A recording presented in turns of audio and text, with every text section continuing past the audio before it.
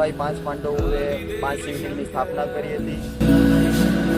5000 વર્ષ જૂનું મંદિર છે અને મહાભારતના સમયગાળાનું છે, જ્યારે 5 પાંડવો વનવાસ માટે નીકળ્યા હતા ત્યારનું આ મંદિર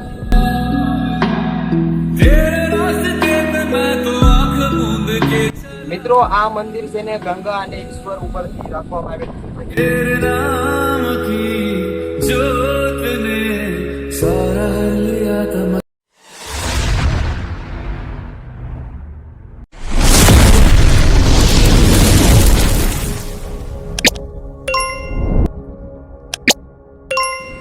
હેલો મિત્રો, તમારા બધીનું ફરી એકવાર સ્વાગત છે મારી યુટ્યુબ ચેનલ મિસ્ટર નિક બ્લોગ્સમાં। તો મિત્રો આજે અમે આવી ગયા છીએ ગંગેશ્વર મહાદેવના દર્શન કરવા। ઓકે, ચાલો તમને આગળ બતાવું।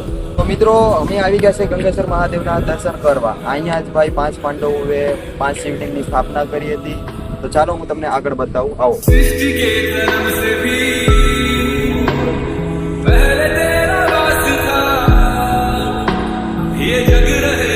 તમે જોઈ શકો છો આ ગંગેશ્વર મહાદેવનું મંદિર અહીંયા આવી ગયું છે। અહીંયા ગેટ છે, આ ગેટ છે।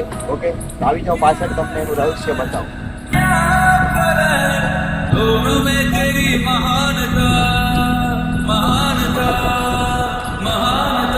તો મિત્રો આ જોઈ શકો છો તમે, આ મંદિર છે, જે મંદિર છે ને 5000 વર્ષ જૂનું મંદિર છે અને આ છે ને મહાભારતના સમયગાળાનું છે। જ્યારે 5 પાંડવો વનવાસ દરમિયાન નીકળ્યા હતા ત્યારે એને જમવા પહેલા છે ને મહાદેવની પૂજા કરવી હતી, એ માટે છે ને એ લોકોએ અહીંયા 5 શિવલિંગની સ્થાપના કરી છે। તો ચાલો હું તમને થોડુંક નજીકથી બતાવું મંદિર। ઓકે મિત્રો, આ મંદિર છે, આ જોઈ શકો છો તમે, એકદમ દરિયાની કાંઠે જ છે। જોઈ શકો છો આ તમે મંદિર ગંગેશ્વર મહાદેવનું। અહીંથી અંદર જવાનો રસ્તો છે। ચાલો મિત્રો હું તમને થોડાક અંદરથી દર્શન કરાવું। અહીંથી મિત્રો અંદર ઉતરવાનું છે।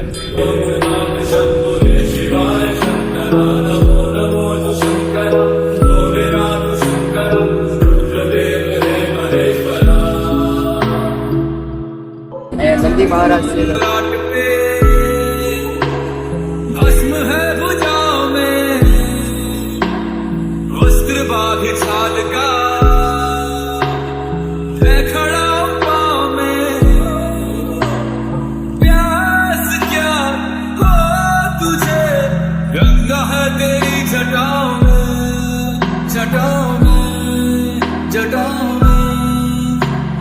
दूसरों के वास्ते तू सदैव ही जिया, मांगा कुछ कभी नहीं।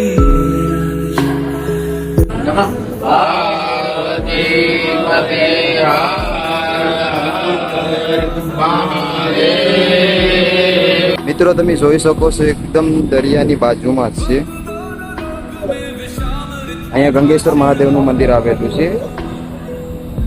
અત્યારે પાણી ઓછું છે એટલે, બાકી તો અહીંથી છે ને પાણી અહીં શિવલિંગ સુધી પહોંચી જાય છે।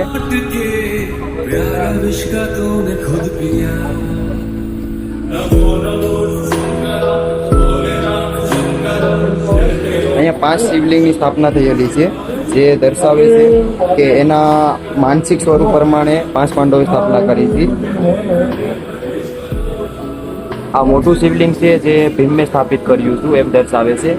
બાકી બધા અર્જુન, સહદેવ, નકુલ અને યુધિષ્ઠિરે સ્થાપિત કર્યા હતા।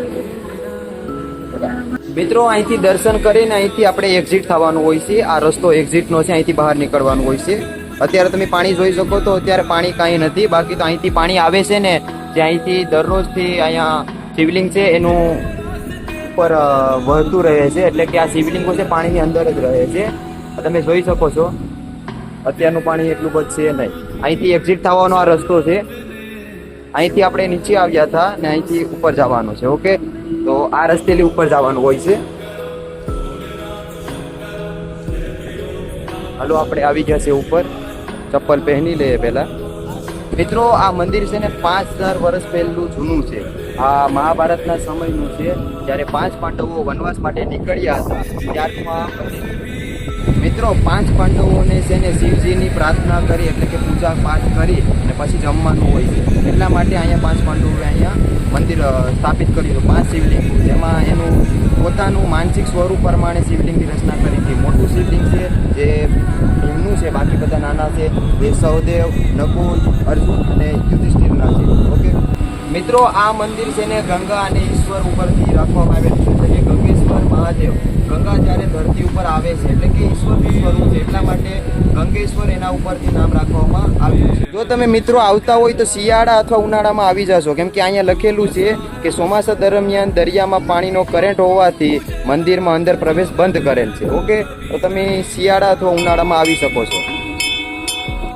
તો મિત્રો, અહીંયા આપણે મંદિરના દર્શન કરી લીધા છે, તો હવે અમે જઈએ છીએ નાગવા બીચ ઉપર. ઓકે, તો અહીંયા વિડીયોને આપણે પૂરો કરીએ. અને જો તમને આ વિડીયો સારો લાગ્યો હોય તો જરાક મારી યુટ્યુબ ચેનલને લાઈક, શેર અને સબસ્ક્રાઈબ કરી નાખજો. તો આપણે મળીશું બીજા જેવા મસ્તના બ્લોગ સાથે. ઓકે, ત્યાં સુધી બાય બાય અને મોજ મારી દો.